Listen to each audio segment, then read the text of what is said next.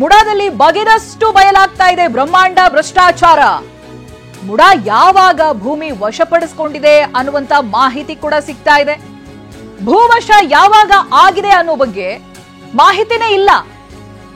ಹೀಗಿದ್ರು 50-50 ಅನುಪಾತದಲ್ಲಿ ಭೂಮಿ ಮಂಜೂರಾಗಿದೆ. ಮಹೇಂದ್ರ ಅನ್ನೋ ಒಬ್ಬ ವ್ಯಕ್ತಿಗೆ 19 ನಿವೇಶನ ಹಂಚಿಕೆಯಾಗಿದೆ. ಮಹೇಂದ್ರ ಅನ್ನೋರ 2.22 ಎಕರೆಯನ್ನ ಬಳಸಿಕೊಂಡಿದ್ದಾಗಿ ಅಲ್ಲಿ ಹೇಳಿಕೆಯನ್ನ ಕೊಡಲಾಗಿದೆ.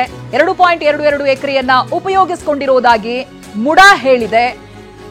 ದೇವನೂರು ಗ್ರಾಮದ ಸರ್ವೆ ನಂಬರ್ 81/2ರಲ್ಲಿ ಈ ಭೂಮಿ ಇದೆ. ಯಾವಾಗ ವಶಪಡಿಸಿಕೊಳ್ಳಲಾಗಿದೆ ಅನ್ನೋದರ ಮಾಹಿತಿ ಬೇಕಲ್ಲ, ಈ ಮಾಹಿತಿ ಇಲ್ಲ. ನೋಡಿ, ಮುಡಾದಲ್ಲಿ ತನಿಖೆ ಆರಂಭ ಆದಾಗ್ಲಿಂದ ಹೊಸ ವಿಚಾರಗಳು, ಹೊಸ ಭ್ರಷ್ಟಾಚಾರಗಳು ಹೊರಗೆ ಬರ್ತಾನೆ ಇದೆ. ಅದರಲ್ಲೂ ಆ ಒಂದು ಪಟ್ಟಿ ಕೈ ಸಿಕ್ಕಾಗ 211 ನಿವೇಶನಗಳ ಹಂಚಿಕೆ ಒಂದ್ ಬಾರಿ ಆಗಿದೆ. ಮತ್ತೊಂದು ಬಾರಿ 900ಕ್ಕೂ ಹೆಚ್ಚಿನ ನಿವೇಶನಗಳು ಬೇಕಾಬಿಟ್ಟಿ ಹಂಚಿಕೆಯಾಗಿರೋದು. ಒಬ್ಬೊಬ್ಬರ ಹೆಸರಿನಲ್ಲಿ 9 ನಿವೇಶನ, 10-15 ನಿವೇಶನಗಳು ಹಂಚಿಕೆಯಾಗಿರೋದು ಒಂದು ಶಾಕ್ ಆದ್ರೆ, ಮತ್ತೊಂದು ಕಡೆಯಲ್ಲಿ ಭೂವಶ ಯಾವಾಗ ಮಾಡ್ಕೊಂಡಿದ್ದಾರೆ ಏನು ಅನ್ನೋದ್ರ ಬಗ್ಗೆ ಮಾಹಿತಿನೇ ಇಲ್ಲ.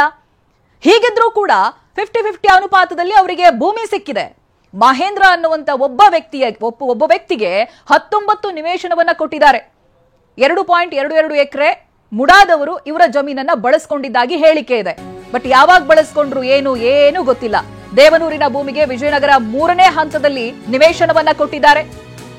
ಪ್ರೋತ್ಸಾಹದಾಯಕ ಯೋಜನೆಯಲ್ಲಿ ಸ್ವಇಚ್ಛೆಯಿಂದ ಬಿಟ್ಟುಕೊಟ್ಟಿದ್ದಾರೆ ಹೀಗಂತ ಕ್ರಯಪತ್ರದಲ್ಲಿ ನಮೂದನ್ನ ಮಾಡಿದ್ದಾರೆ.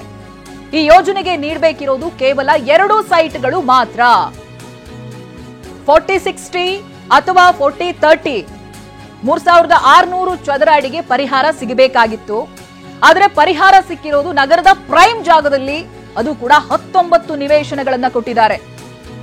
ನೋಡಿ, ಈ ರೀತಿ ಒಬ್ಬೊಬ್ಬರ ಡೀಟೇಲ್ ಅನ್ನ ನೋಡ್ತಾ ಹೋದಾಗ ತನಿಖೆ ಸಂದರ್ಭದಲ್ಲಿ ಯಾವ ರೀತಿಯಾಗಿ ಭ್ರಷ್ಟಾಚಾರ ಆಗಿದೆ ಅನ್ನೋದು ಸಾಕ್ಷಿ ಸಮೇತವಾಗಿ ಸಿಗ್ತಾ ಇದೆ. ದೇವನೂರಿನ ಭೂಮಿಗೆ ವಿಜಯನಗರದಲ್ಲಿ ಪ್ರೈಮ್ ಏರಿಯಾದಲ್ಲಿ 3ನೇ ಹಂತದಲ್ಲಿ ನಿವೇಶನವನ್ನ ಕೊಡಲಾಗಿದೆ. ಅದೇನು ಪ್ರೋತ್ಸಾಹದಾಯಕ ಯೋಜನೆಯಲ್ಲಿ ಸ್ವಇಚ್ಛೆಯಿಂದ ಬಿಟ್ಟುಕೊಟ್ಟಿದ್ದಾರೆ ಅನ್ನೋದಾಗಿ ಕ್ರಯಪತ್ರದಲ್ಲಿ ನಮೂದಾಗಿದೆ. ಈ ಯೋಜನೆಯ ಪ್ರಕಾರವಾಗಿ ನೀಡಬೇಕಾಗಿರೋದು ಕೇವಲ 2 ಸೈಟ್ಗಳು ಮಾತ್ರ. ಅದು ಕೂಡ 50-50 ಅನುಪಾತದಲ್ಲಿ ಕೊಡೋ ಹಾಗೆ ಇಲ್ಲ, ಅದು ಕಾನೂನು ಬಾಹಿರ.